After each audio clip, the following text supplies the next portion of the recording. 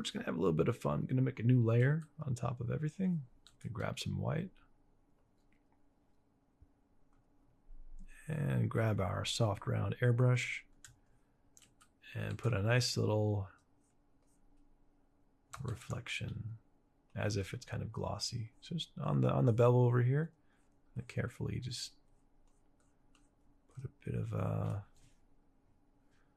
white glossy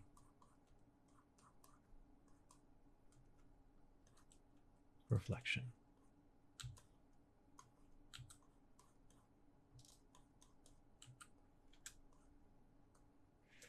It's just a fun little additional thing to kind of imply a bit of material.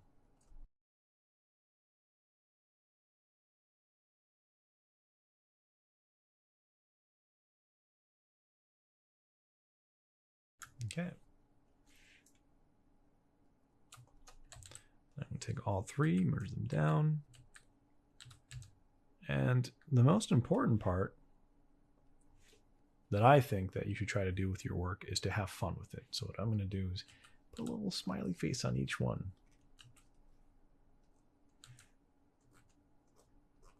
Maybe not always smiling.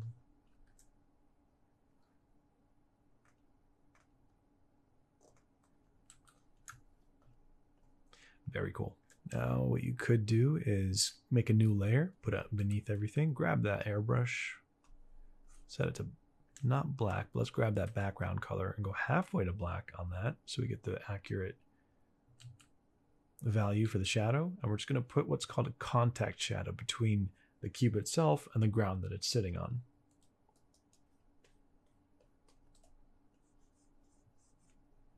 And of course, with this lighting scenario, you'd actually have like a shadow cast like that. But I think that would be for like a different rendering course, because mapping out shadows requires a prerequisite kind of perspective class.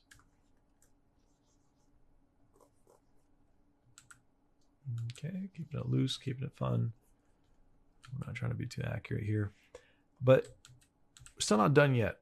I want to be still continuing to talk about the whole painterly approach. If we were going to treat this like a illustration, there are a couple things I want to do. When things are in shadow, they don't really need to be sharp. And this is something we'll discover as we look into master painting studies like John Singer Sargent, Sorolla, Zorn. They kind of treat shadows as though they're supporting characters of the things that are being shown in light. So here's stuff that's not really important in terms of like, it doesn't have to be super sharp. And even up here in the highlight, we'll get to that too. Not everything has to be sharp. So I flattened everything down onto one layer. Going to grab that mixer brush, scroll down over here, and pretty much just get all this a little bit blurred, right? It's going to treat it like a little painterly thing.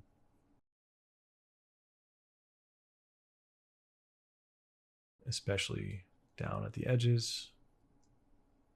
Let's get that all nice and obscured.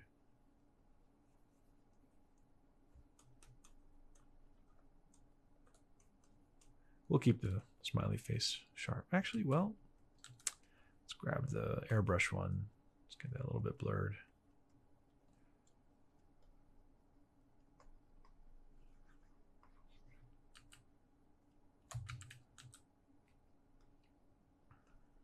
Same thing here, but not as much as the darkest part. But I think if we treat it like that, it will have a nice, fun, painterly effect. Okay. Feel free to be expressive with this and kind of let things go this way, all wild and stuff.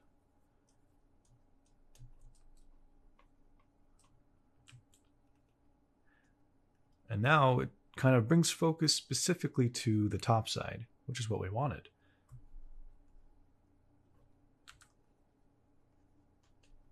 Now over here, this whole edge is pretty sharp. But what we can do is say, well, within this given composition, do we really want all of it to be in focus and sharp? Or do we want to pick a specific area to be a kind of focal point or highlight area? So let's say we wanted to bring focus to this area. That means everything else doesn't have to be so sharp.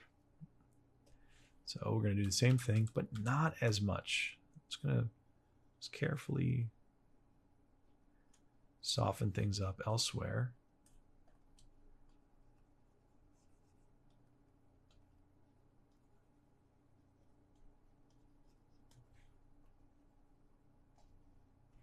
I'll leave some of the edges kind of sharp here and there.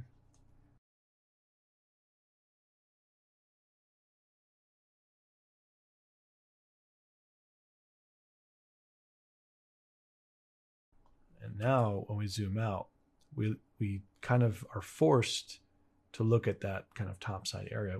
Sure, we can go in there and clean it up, which I think I actually will do for a little bit.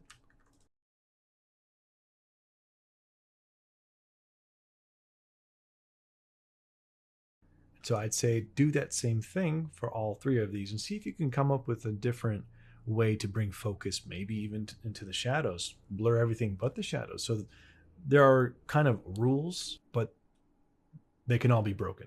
Now, if you want to take it one step further, what you can try to do is make a new layer and draw an outline between all the cubes. So like a white outline like this,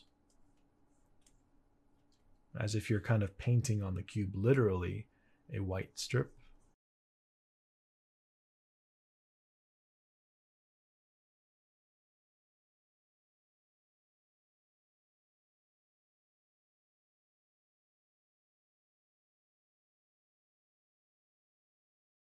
All right, now we have this kind of fun separation between the colors. But something's not working here, and that is the values in the shadows. So we're going to lock the transparency of the white paint. Going to go halfway to black, but we're going to add a bit of blue on this side, of course, because blue is cooler. Just going to paint that in like that. And then go back to the base and go 25% way to black, but make it a little bit yellow.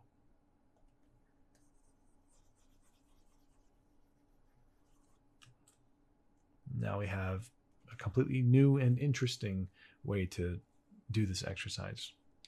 So for the checklist, when you're doing this, you're going to have a cube with 3 different values. And because you have 3 different values for each one, you have 3 different colors, well, hues. And from there, what you'll do is introduce the complementary. So for the red cube, you'll have cyan. For the green cube, you'll have magenta. And for the blue cube, you'll have yellow.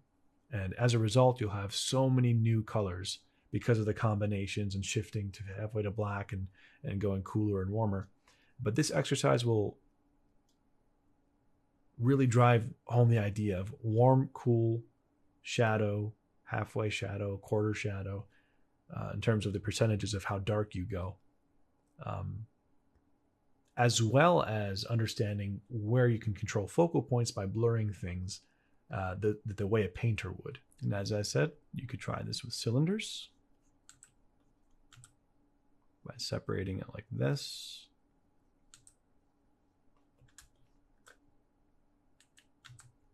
You could try it with spheres, which might be a little bit more challenging because the sides aren't as clearly distinguished.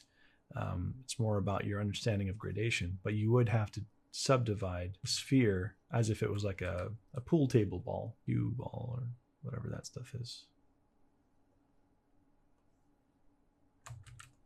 So you can do the sphere.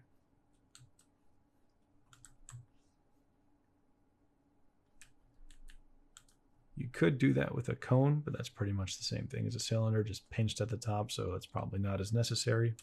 One note I'd like to kind of remind you is that this exercise will teach you the extremes. So this is the actual extremes of each color, like full green, full blue, full magenta, and then their subsequent shadow sides. Most things we paint won't have that much saturation in them. But if you can understand it at an extreme like this, you'll know that there should be some kind of relationship, even if the saturation is not so obvious.